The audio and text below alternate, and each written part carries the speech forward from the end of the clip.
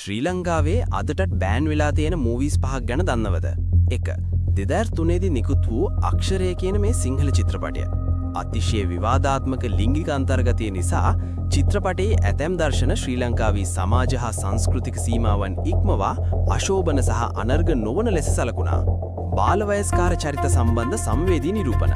චිත්‍රපටයේ අන්තර්ගතයේ බාලවයස්කාරයන් සම්බන්ධ දැඩි සංවේදී තේමා නීතිමය සහ නීතිඥ මට්ටමින් ගැටලුකාරී ලෙස හඳුනා ගන්න ලැබුණා.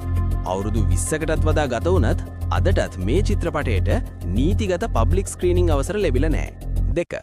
ෆ්ලයිං ෆිෂ් කියන්නේ 2001 දරදී නිෂ්පාදනය වූ ශ්‍රී ලාංකික චිත්‍රපටයක්.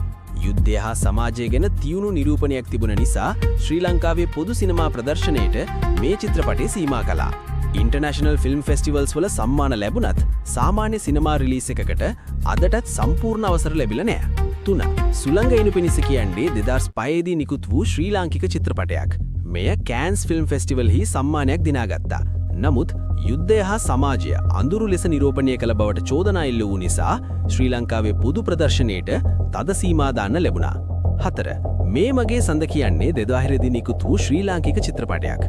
යුද්ධය හා මනුෂ්‍ය හැඟීම් ඍජුව නිරූපණය කළ නිසා මේ චිත්‍රපටය ගැන දැඩි විවාද ඇති වුණා. ඍජු රජයේ බෑන් එකක් නැති වුණත් පීඩන හා විරෝධතා හේතුවෙන් පොදු ප්‍රදර්ශන සීමා වුණා. 5. පුරහඳ කළුවර කියන්නේ ශ්‍රී ලංකාවේ ඉතාමත් විවාදාත්මක චිත්‍රපටයක්. යුද්ධයේ අඳුරු පැත්ත නිරූපණය කළ බවට රජය විසින් මේ චිත්‍රපටය කාලයක් තහනම් කළා. පසුව නීතිමය අරගලයකින් බෑන් එක ඉවත් වුණත් ඒ ශ්‍රී ලාංකික සිනමාවේ ඉතිහාසයක් බවට පත් වුණා. ඔබට හිතෙන්නේ මේ වගේ චිත්‍රපට තහනම් කරලා තියාගන්න එක හරිද? කමෙන්ට් එකක් දාන්න.